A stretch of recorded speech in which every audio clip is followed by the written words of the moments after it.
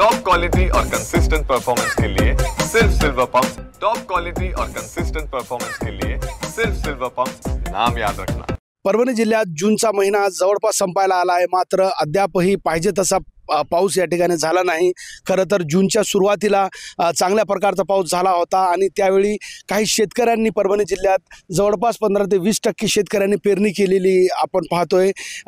मात्र वसंतराव नाईक मराठवाडा कृषी विद्यापीठाच्या हवामान विभागानं शेतकऱ्यांना पेरणी न करण्याचं आवाहन केलं होतं। ज्या शेतकऱ्यांनी पेरणी केली आहे तेही आता आभाळाकडे त्यांच्या नजरा खरं तर लागून राहिलेल्या आहेत।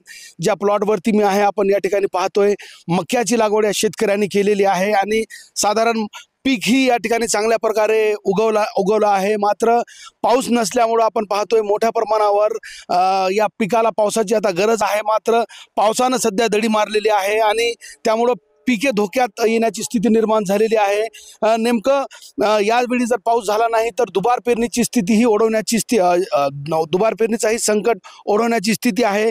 शेतकरी आपल्यासोबत आहे। भाई मला सांगा, नेमकं मक्याची पेरणी लागवड केली तुम्ही, किती एकरवर मक्याच लावलाय तुम्ही?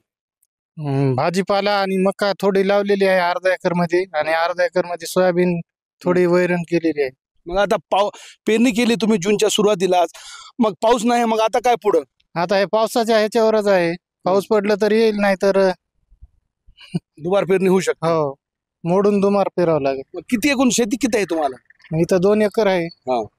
2 एकरवरती सोयाबीन, मका आणि भाजीपाला। हो, बरं, भाजीपाला। मग हवामान विभागानं पेरू नका असं, पेरणी करू नका असं सांगितलं होतं योग्य पाऊस होईपर्यंत। सुरुवातीला पाऊस झाला, वाटलं पडल, नंतर पुन्हा आता पाऊस उघड झाली।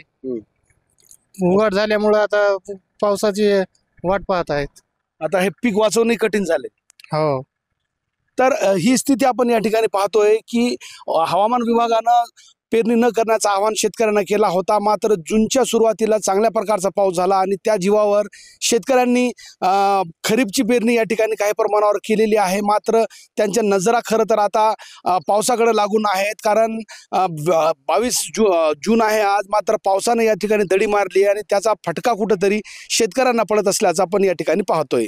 कॅमेरा पर्सन सय्यद खिजरसह नजीर खान, TV9 मराठी, परभणी।